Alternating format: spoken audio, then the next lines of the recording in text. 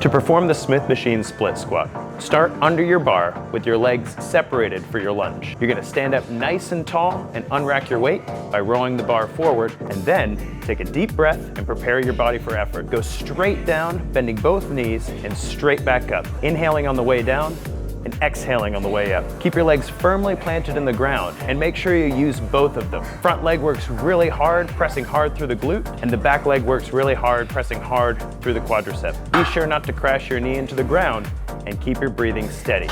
Complete with good form through all repetitions. This exercise is the split squat. It's an awesome and challenging exercise to get your glutes, hamstrings, and quads working together and to keep your core engaged the entire time. You can use a barbell, but we're going to use the Smith machine today to keep us in the right range of motion. Let's get into it.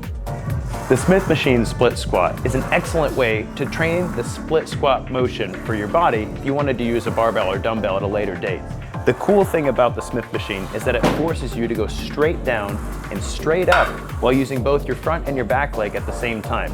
Notice how Katie's doing an excellent job not letting her body fall forward, keeping the core engaged and keeping both legs, not just the front leg, but the back leg doing the hard work. You're doing an excellent job, Katie. Keep it up.